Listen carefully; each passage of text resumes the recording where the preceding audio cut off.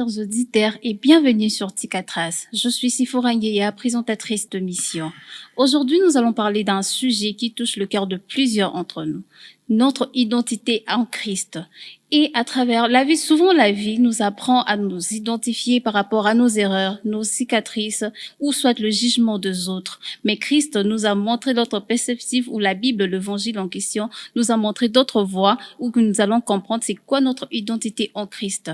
Je suis pas seule sur ces plateaux, je suis accompagnée de frère Patrick Bialois, avec qui nous allons parler. Il va nous apprendre, il va nous montrer d'autres aspects et nous faire comprendre c'est quoi vraiment l'identité en Christ.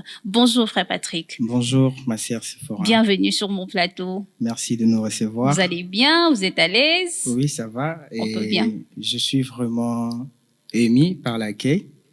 Vraiment, je le confirme que ça se passera bien. Merci beaucoup.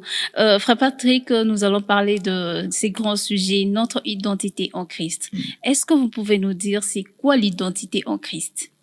D'abord, premièrement, nous devons comprendre, avant tout, on doit d'abord commencer par définir d'abord c'est quoi l'identité. Selon ce que je puis aujourd'hui apporter sur ces plateaux, j'aimerais d'abord vous faire savoir que l'identité, d'abord, c'est avant tout l'ensemble des valeurs, des caractéristiques et traits de personnalité qui définissent une personne ou un groupe de personnes. Alors, par là, nous devons aussi comprendre que la valeur que nous avons en Christ, quand on parle de l'identité en Christ, on fait recours à la valeur que nous avons en Christ. Et l'autre définition, encore pour aller plus loin que ça, et je puis le définir, c'est l'ensemble des caractéristiques permettant de distinguer un individu ou un groupe assurant sa singularité. Donc, j'aimerais que vous puissiez comprendre que l'identité en Christ, ce n'est pas simplement la valeur aussi, mais c'est aussi une façon que nous-mêmes, nous devons démontrer qui nous sommes en Christ. Donc, c'est exactement ça comme définition que je peux vous le dire. Ok, avec cette caractéristique dont vous avez parlé, c'est quoi vraiment la différence de savoir qui je suis et qui je suis en Christ? Parce qu'on parle de l'identité, on peut savoir qui je suis en tant que Sephora et qui je suis en tant que Sephora en Christ. Merci pour cette question. C'est une belle question que tout le monde doit comprendre. Alors, avant tout, dans Genèse, la Bible dit, Dieu a créé l'homme. Quand il a créé l'homme, avant de créer l'homme, il a dit, créons l'homme à notre image et à notre ressemblance. Donc, avant tout, quand l'homme naît, il est d'abord Sephora, ou elle est d'abord Sephora, mais elle devient Sœur Sephora, c'est lorsque elle s'approche de Christ. Tu vois, quand elle s'approche de Christ, elle a la valeur que Christ a. Mais avant tout, quand elle vient au monde, elle est d'abord Sephora. Nous devons comprendre que même la Bible le dit, que formons l'homme à notre image et à notre ressemblance. Il parlait d'abord que l'homme doit être formé à l'image de Christ. C'est-à-dire, on doit se conformer à ce que Christ est, avant tout. Mais quand l'homme a péché, il y a eu séparation entre l'homme et Christ. L'homme ne pouvait plus s'identifier. Il fallait une nouvelle alliance pour s'identifier à nouveau avec Christ. C'est ce qui s'est passé quand Christ est venu à la croix. Il a été crucifié à la croix pour nous et on s'est identifié à nouveau avec Christ. Donc, qui je suis et qui je suis en Christ. En Christ, je suis un enfant de Dieu. Un enfant de Dieu parce que je récite Christ dans ma vie et je ne suis plus moi. C'est la même chose. La Bible dit, ce n'est plus moi qui vis, mais c'est Christ qui vit en moi. C'est-à-dire, on s'identifie en Christ. On n'est plus le moi. Souvent, on a l'habitude de chanter que le moi s'écarte, que Dieu se place au centre. Ouais. C'est exactement ça. Ok, ce n'est plus moi qui vis, c'est Christ qui vit en moi. Et j'ai l'impression que vous avez tout répondu, même aux questions que je n'ai même pas posées. Mais je me sens perdue, je me dis, à quel moment nous savons ou nous comprenons que nous sommes en Christ? Ou soit on comprend notre identité en Christ. Parce que l'identité que nous acquérons, tu as bien dit que quand on est Sephora, c'est quand on est en Christ, qu'on vient Sephora chrétienne, on peut dire ça. Dans quel moment où on peut dire que je suis maintenant cette Sephora-là qui est identifiée en Christ? La Bible dit, vous connaîtrez la vérité vous franchira. D'abord, avant tout, vous devez connaître la vérité. Et c'est cette vérité-là qui vous fera en sorte de savoir que vous êtes en Christ. Parce que si tu ne connais pas la vérité, c'est comme si on venait, on te dit, bon, j'apprends que Sephora, c'est kidnappé, c'est fait kidnapper. Mais si je ne viens pas me renseigner auprès de ta famille, comment je saurais que l'information qu'on m'a passée, c'est la vérité? Il faudrait que je passe par la famille pour savoir réellement que c'est la vérité. C'est la même chose. Nous devons d'abord connaître la vérité. Qui est Christ? Qui est Christ? C'est ça exactement qu'on doit se poser comme question. Parce que tant que tu ne connais pas la vérité, tu ne peux pas le savoir. Donc, c'est comme la Bible le dit quelque part dans 1 Corinthiens chapitre 6, le verset 16, il a dit, « Mais celui qui s'attache au Seigneur est un seul esprit avec lui. » C'est-à-dire que tu es uni au Seigneur et tu deviens un seul esprit avec lui. Vous avez parlé tantôt de vous connaîtrez la vérité et la vérité vous affranchira. Exactement. Et je me dis que c'est cette vérité-là qui nous affranchit, qui nous transforme. Mm-hmm. Et comment maintenant cette vérité-là va nous transformer? Parce que nous connaissons toujours la vérité, on nous parle de la parole de Dieu. À Kinshasa, je dis, c'est 99% des gens qui prient à tout le jour. Mm-hmm. Donc on sous-entend qu'ils connaissent la parole, qu'ils écoutent la parole. Mm-hmm. Mais comment cette parole leur transforme? Parce que ils écoutent tout le jour, mais ils ne connaissent toujours pas leur identité à Christ. Mm-hmm. Maintenant, comment cette parole, cet évangile leur transforme? L'évangile nous transforme à travers le Saint-Esprit. C'est tellement simple. Parce que quand tu reçois l'évangile, parce qu'il dit, au commencement était la parole, et la parole était Dieu. C'est-à-dire que quand tu reçois la parole, ce qui habite en toi, c'est le Saint-Esprit. C'est le Saint-Esprit qui fera en sorte que tu deviennes transformé. On le verra même par l'homme extérieur. Parce que quand l'homme intérieur est transformé, on le voit même par l'homme extérieur. Totalement, on se rend compte que Sephora a changé. Pourquoi? Parce que elle a reçu l'esprit de Christ. Cela a commencé par un processus. D'abord, tu as écouté la parole, on t'a prêché la vérité. C'est ça, c'est que je disais, vous connaîtrez la vérité vous affranchira. Tu sais que Christ est mort à la croix pour moi, pour que je ne sois plus le même, que je sois renouvelé. C'est à travers l'esprit qui vient après avoir appris que la vérité en Christ, c'est cet esprit-là qui te permet d'être transformé et tu ne seras plus le même. Ah oui.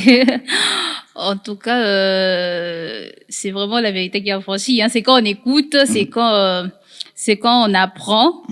Mais je me dis, il y a toujours difficulté aujourd'hui. Il y a des gens qui apprennent, mais après, dans les circonstances, comment en fait utiliser cette identité devant des circonstances quotidiennes qui nous arrivent? Comment un chrétien peut utiliser ou mettre en pratique qu'on est chrétien, on est fils de Dieu, comme on dit que on dit que quand on a la même identité avec Christ, on est aussi de Christ en même temps. Exactement. Donc, mais devant les difficultés, en tant que de Christ que nous sommes, nous avons toujours peur. Maintenant, comment appliquer cette identité-là, en fait, devant nos circonstances quotidiennes? C'est ça le problème. C'est vraiment les grands problèmes. C'est ça le problème aujourd'hui. Exactement. Et que tout le monde se pose la question face à des situations qui compliquent la vie. Exactement. On se pose d'abord la question si on est réellement enfant de Dieu.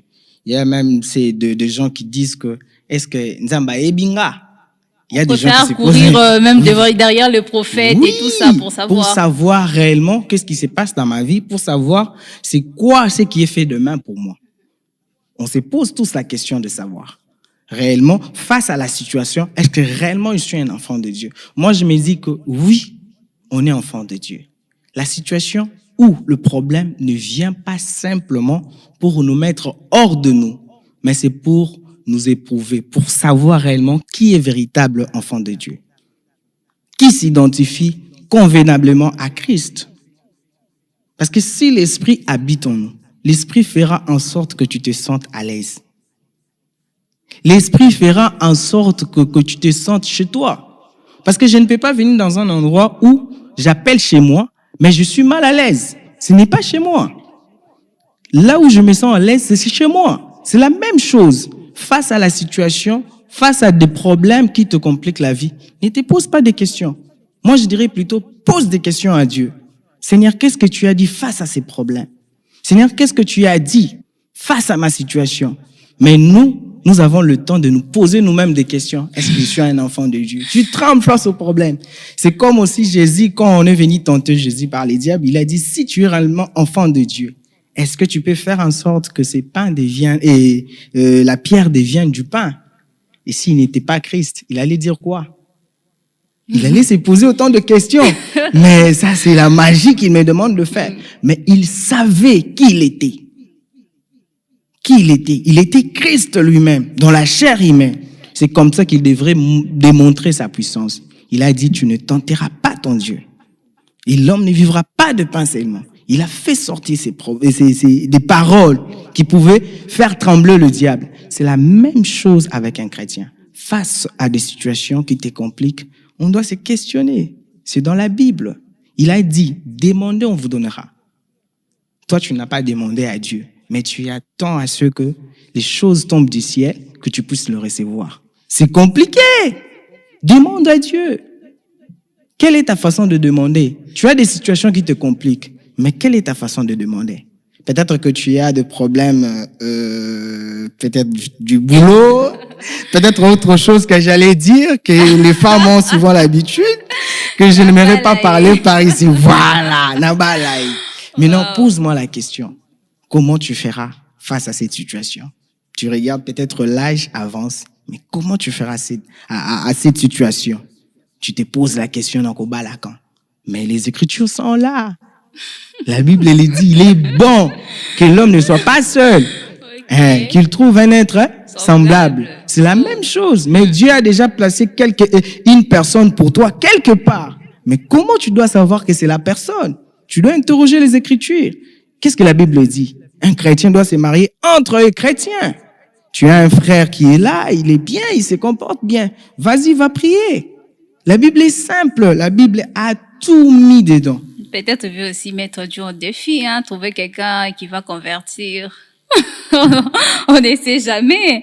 Ok, avec votre exemple, je me suis quand même rappelé de la prédication de mon pasteur Yves Kalombo, qui dit toujours que même si c'est lui qui est converti il y a 20 ans, toi tu t'es converti aujourd'hui, tu as le Saint-Esprit, vous avez la même place, vous occupez la même place devant Dieu.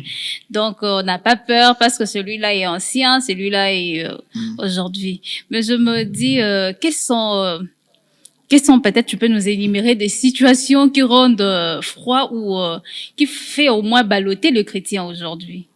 En tant que motivateur, tu peux quand même...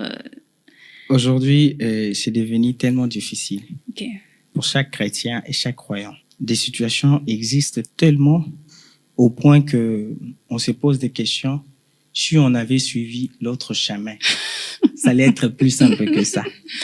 Mais oui. Okay. Moi, je me dis, aujourd'hui, si tu te poses des questions sur l'autre chemin, si tu as besoin de ça, d'obtenir tout ce que tu veux, on peut te les donner dans 2 secondes. Ou tu dors la nuit, on vient te visiter. Demain, tu as tout ce que tu as demandé. Okay. Mais dans le plan de Dieu, c'est question de processus. Regardez un peu le parcours de Jésus lui-même sur la terre. Qu'est-ce qui s'est passé? Il est venu au monde. Il devrait être présenté par Jean-Baptiste. Ça a pris du temps. Et quand il a été présenté, il devrait aller à la croix. Toutes ces questions de processus. Regardez l'histoire de Moïse. Vous savez ce qui est arrivé à Moïse. On a mis Moïse parce que à l'époque, on devait tuer tous les enfants hommes qui naissaient, le garçon qui naissait, on devrait les tuer parce que il y avait une loi que Pharaon avait établie et que ça ne devrait plus les hommes ou le garçon ne devraient plus naître parce que ça devrait stopper leur descendance des pharaons parce que ça allait compliquer complètement les Égyptiens. Ils ont dit que non.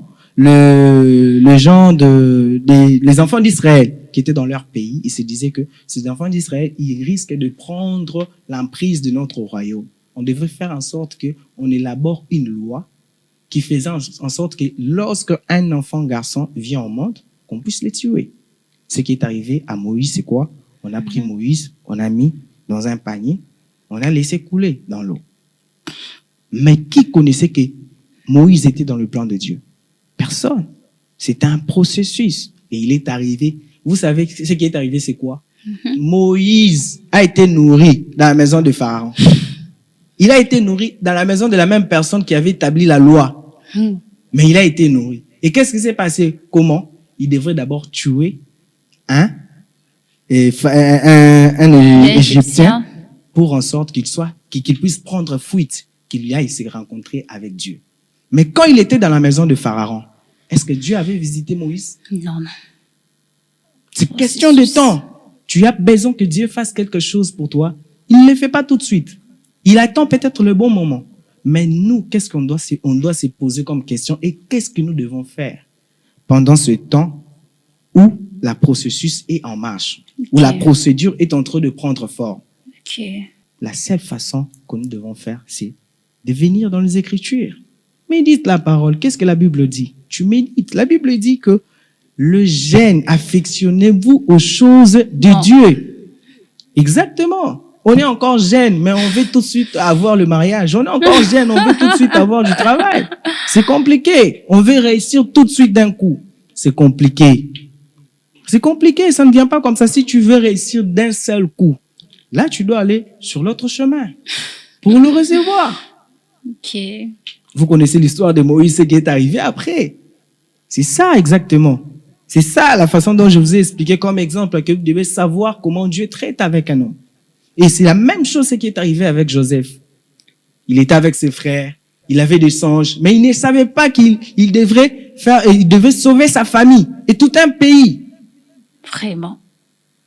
Et ce qui s'est passé, quoi, ses frères ont pris. Et moi, je me disais, si ses frères connaissaient que réellement que Joseph allait nous sauver la vie, Banga Teka était. Mais oui.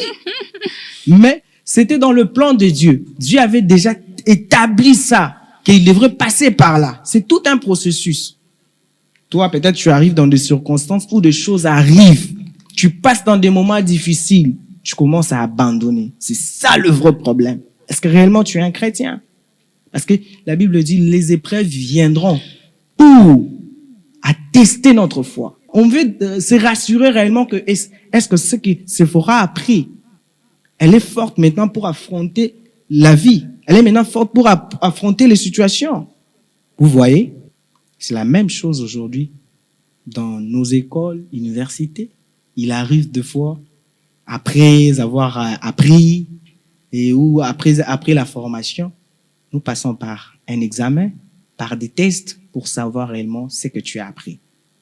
Ok, je me sens fortifiée en tout cas et informée en même temps. Tu nous as parlé de processus, tu nous as parlé de méditation. Voilà, on peut méditer, chacun comprend de sa manière. Mais en tant que chrétien, tu parles donc, tu as quand même cette expérience. Ces problèmes arrivent à tout le monde et j'espère que, en tant que chrétien, tu as quand même brûlé plusieurs étapes de preuves. Et comment on doit prier, comment on doit déclarer, au fait, devant ces épreuves qui souvent bouleversent notre foi, hein, parce que deux fois, on peut avoir des situations où on se demande, est-ce qu'on est réellement chrétien? Dieu nous connaît. Est-ce qu'il ne voit pas ce que nous traversons? Et dans ces moments-là, comment on peut prier? Comment on peut déclarer? Oui, on peut méditer, on peut avoir la parole de Dieu, mais on se pose de mêmes questions. Hein. Même Jonas, Dieu l'a envoyé avec une promesse. Voilà, vas-y prêcher, vas-y. Mais quand il parle là-bas, les choses se passent autrement. Lui-même, il commence à se dire, donc peut-être Dieu m'a menti ou quoi ce genre. Donc, en tant que chrétien, comment prier? Comment méditer? Oui, on a la parole, mais comment on doit exercer en fait? C'est ça aussi le problème. Parce qu'on se pose des questions, comment faire? Comment méditer?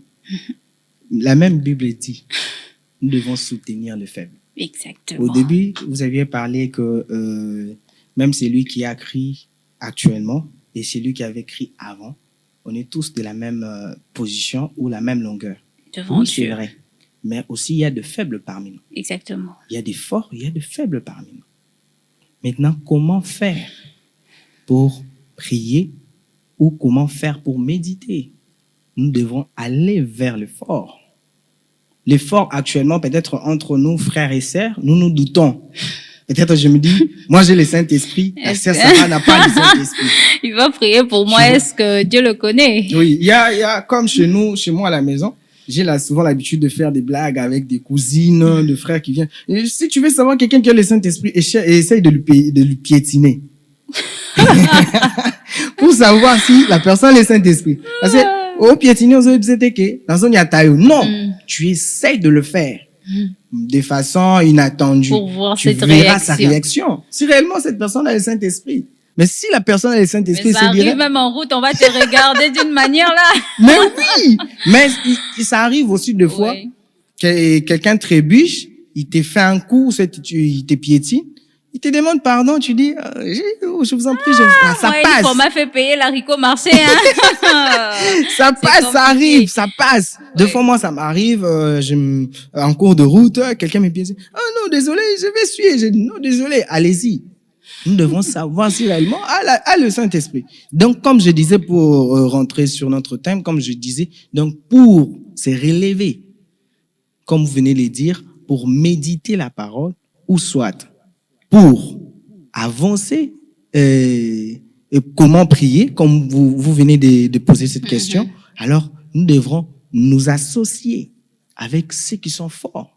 C'est pourquoi il y a, je sais pas, moi j'appelle ça un système où on s'est dit, aller à l'église, on devient chrétien seulement lorsqu'on est à l'église.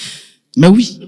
Mais d'autres aussi ne croient pas à ça. Quand tu dis, oh, on y va à l'église. Ah, à l'église, je vais aller chercher quoi? Je connais les Écritures. Exactement. Tu vois? Comme par exemple, c'est quelqu'un qui a beaucoup lu la Bible. Mais lire la Bible, cela ne veut pas dire que comprendre la Bible. Hein. Là, il faut le retenir sur ces plateaux. Lire la Bible, cela ne veut pas dire que comprendre. Parce que, Des choses différentes. oui, c'est des choses différentes. Tu peux lire la Bible, tu ne comprends rien. Dieu doit te relever, te révéler plutôt. Te révéler ces choses. Cela fera en sorte que tu puisses savoir ta position aussi en Christ, comme vous venez de le dire. Et cela te permettra aussi comment tu dois prier. Comment tu dois prier face aux problèmes, face aux situations. Pourquoi? Parce que moi, je me dis, nous devons aller à l'église. C'est à l'église qu'on nous apprend des choses. Oui, oui.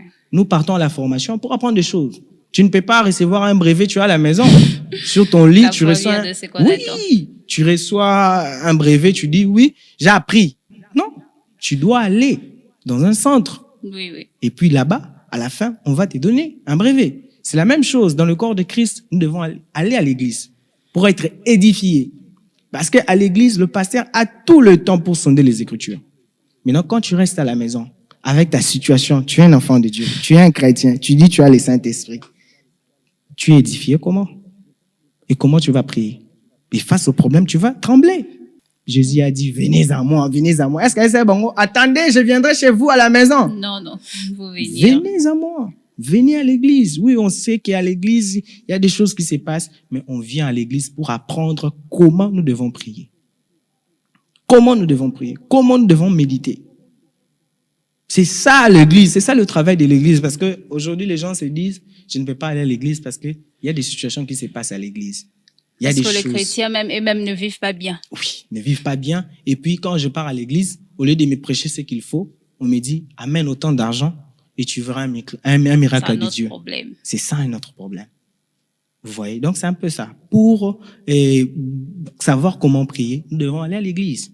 Le pasteur met sur la table, les Écritures te permettent à savoir comment prier.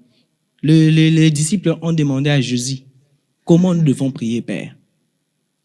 Il a fait une prière, il a dit, notre Père qui est aussi. Il les a montré le véritable.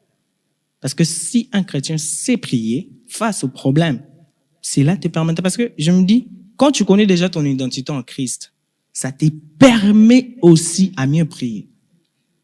Il dit, Jésus, tu es crucifié à la croix pour nous.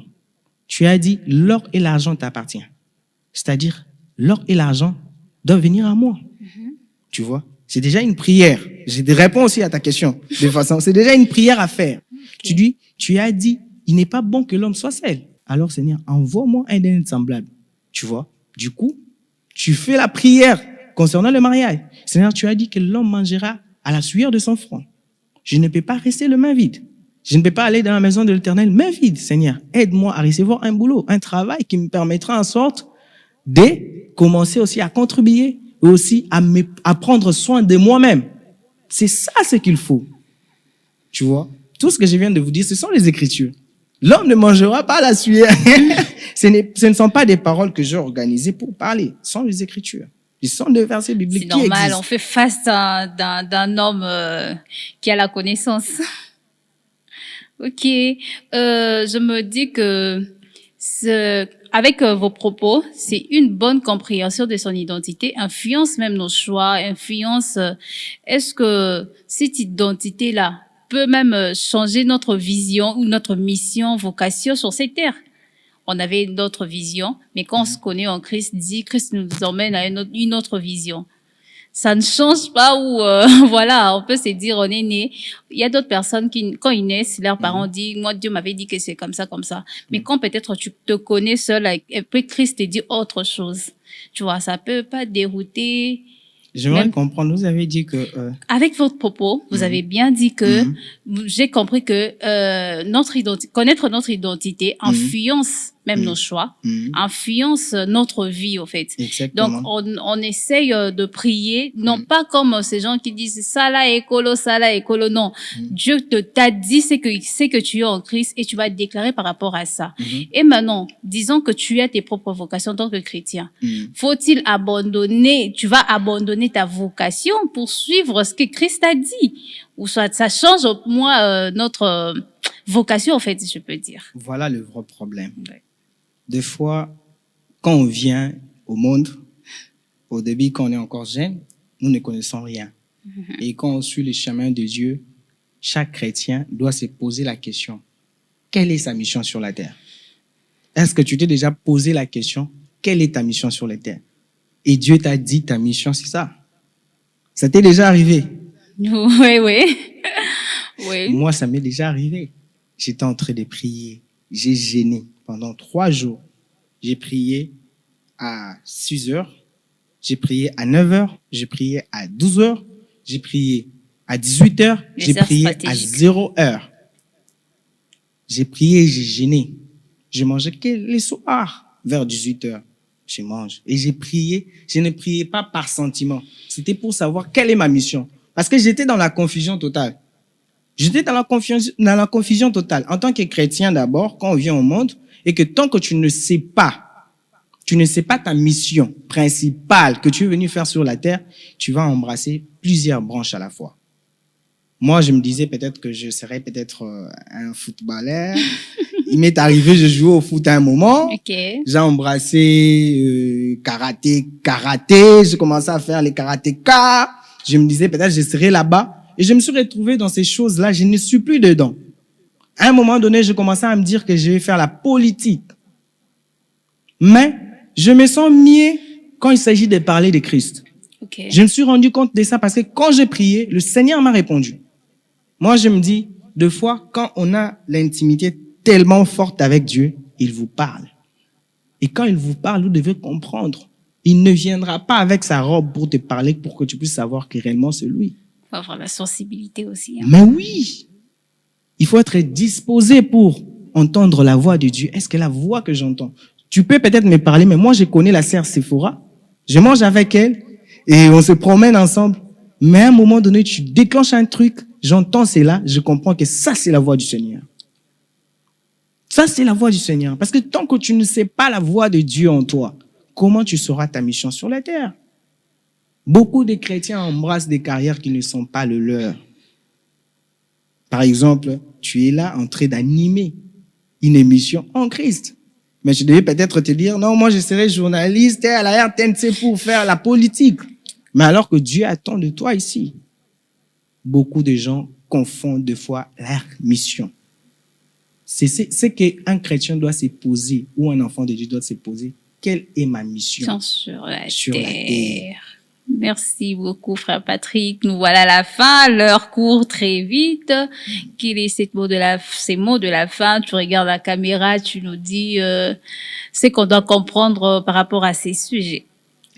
Alors, c'est que j'aimerais dire à un enfant de Dieu ou à un chrétien, l'identité en Christ, c'est une façon qui nous permet de démontrer qui nous sommes en Dieu, qui nous sommes en lui.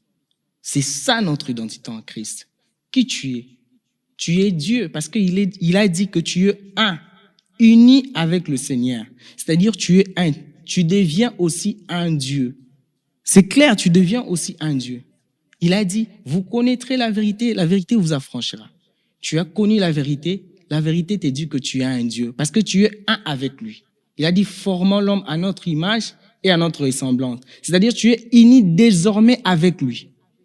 Alors, tu dois savoir quelle est ta mission sur la terre, que Christ t'a envoyé sur la terre, qu'est-ce que tu dois faire?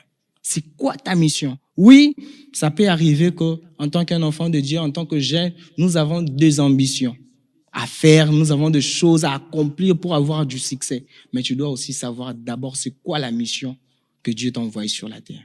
Alors, j'aimerais que chacun de nous puisse le retenir. Si tu connais ta mission sur la terre, cela va te permettre même à atteindre les horizons avec la mission que Dieu t'envoie.